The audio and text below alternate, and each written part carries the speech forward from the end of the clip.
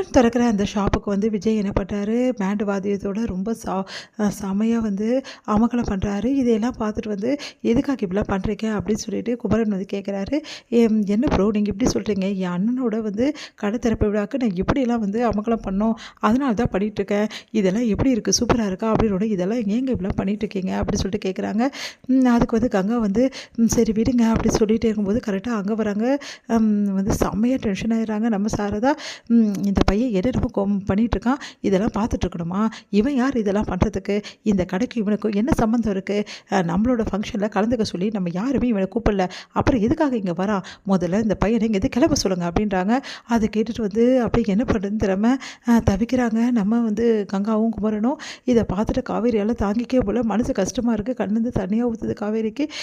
உடனே வந்து எதை பற்றி யோசிக்காமல் வந்து விஜய் என்ன பண்ணுறாரு, தொடர்ந்து வந்து அங்கே வந்து அழகாக பேண்டு வாத்தியம் பண்ணுறது, அப்படியே டான்ஸ் ஆடுறது, அந்த மாதிரி வேலைகள்லாம் வந்து தொடர்ந்து வந்து பண்ணிவிட்டு எல்லாருமே வந்து அமக்கலப்படுத்திட்டு இருக்காரு. கூடவே வந்து மாமா மாமி எல்லாருமே வந்து அவர்கிட்ட வந்து பேசிகிட்டு இருக்காங்க. சூப்பர்ப்பா கலைக்கிட்ட இப்படி தான் இருக்கணும், பக்கத்து வீட்டு அக்கத்து வீட்டுக்காரங்க கூட நம்ம சொந்தக்காரங்களாம் நினைக்கிறப்பாரு, உன் மனசு யாருக்குப்பா வரும் அப்படின்லாம் பேசிகிட்டு இருக்காங்க. சொல்லுங்கள் மாமி, என்னை பற்றி கொஞ்சம் எடுத்து சொல்லுங்கள், அவங்க பாருங்கள் கொஞ்சமாவது புரிஞ்சுக்கிறாங்களா, நான் ஏன்டா வந்துடும் மாதிரி நினைக்கிறாங்க, அப்படிலாம் ஒன்றும் இல்லைப்பா அப்படின்றாரு.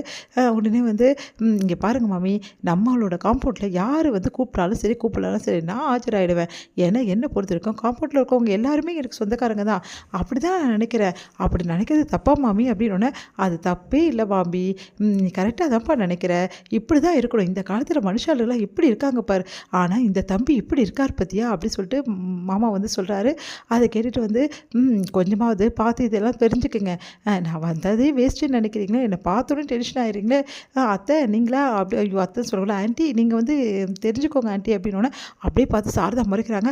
பாத்தியா அவனுக்கு எவ்வளோ கொழுப்பு இருக்குன்னு சொல்லிட்டு எந்த மாதிரி போட்டு கொடுக்குறான் பார்த்தியா, இவனெல்லாம் உள்ளே விட்டது எவ்வளோ பெரிய தப்பு தெரியுமா, முதல்ல இவன் இங்கேருந்து காலி பண்ணணும், இங்கே பாருங்கள் தம்பி என்ன பண்ணுவீங்களோ ஏது பண்ணுவீங்களோ தெரியாது, முதல்ல அந்த பையனை இங்கேருந்து அனுப்புங்க, அப்படி இல்லை நடக்கிறது வேறு அப்படின்றாங்க. சரி சரிங்க அத்தை நீங்கள் டென்ஷன் ஆகாதீங்கம்மா, டென்ஷன் ஆகாதம்மா பார்த்துக்கலாம் அப்படின்னோடனே, எல்லாருமே இருக்காங்க எப்படிம்மா சொல்ல முடியும் அப்படின்னோடனே, இங்கே பாரு கங்கா சொல்லி தான் அனுப்பணும் அப்படின்னோடனே, கங்கா இருந்து சரிங்க நீங்கள் போய் பேசி பாருங்கள் அப்படின்னோடனே, இங்கே வந்து எதுக்காக நீங்கள் இங்கே வந்து இந்த மாதிரிலாம் அமக்கலை பண்ணிகிட்டு இருக்கீங்க அப்படின்னு சொல்லிட்டு கேட்குறாங்க. என்னங்க நீங்கள் இப்படிலாம் பேசுகிறீங்க, உங்கள் தம்பி நான் இப்படிலாம் பேசலாமா, நான் யாருக்கும் தம்பி இல்லை, முதல்ல இங்கேருந்து கிளம்புங்க, உங்களை நாங்கள் கூப்பிடல இன்விடேஷனும் கொடுக்கல, அப்புறம் எதுக்காக நீங்கள் இங்கே வந்தீங்க அப்படின்னு கேட்குறாங்க. அதை கேட்டு விஜய் என்ன பண்ண தெரியாமல் தவிக்கிறாரு. இதெல்லாம் கேட்ட காவேரி தாங்கிக்க முடியல, மனசு கஷ்டப்பட்டு அழறாங்க. அதை பார்த்துட்டு என்னங்க இப்படி சொல்லிட்டீங்க ஒரு வார்த்தை, நீங்கள் கூப்பிட்டாதான் வரணுமா, கூப்பிடாமல் வரக்கூடாது, ஆமாம் என்னப்பா நீ இப்படி பேசுகிற, நீ ரொம்ப நல்லவன் நினச்சினேன், இப்படி பேசுகிறேன், அந்த தம்பி என்னப்பா பண்ணிட்டாரு, உனக்காக தானேப்பா இவ்வளவும் பார்த்து பண்ணுறாரு, அவர் போய் இந்த வார்த்தை கேட்குறியேப்பா, ஒரே காம்பவுண்டில் தானேப்பா இருக்கோம், இப்படிலாம் கேட்கலாமா அப்படின்னு சொல்லிட்டு கேட்குறாங்க மாமி.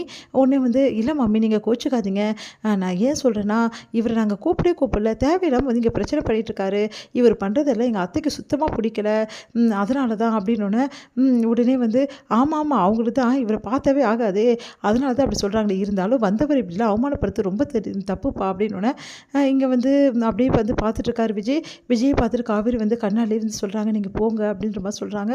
உடனே அப்படியே வந்து சரிங்க நாங்கள் போயிடுறேங்க, சரிங்க நீங்கள் எல்லோரும் கிளம்புங்க, இந்தாங்க காசு அப்படி சொல்லிட்டு எல்லாருக்கும் கொடுத்துட்டு அனுப்புகிறாரு. சரிங்க சாரிங்க இங்கே வந்ததுக்கு மன்னிச்சிடுங்க அப்படி சொல்லிட்டு விஜய் வந்து கிளம்புறாரு. விஜயை பார்த்துட்டு தாங்கிக்க முடியல காவேரியால், அப்படியே அழுதபடி நிற்கிறாங்க காவேரி. எல்லாருமே அப்படி பார்த்துட்ருக்காங்க.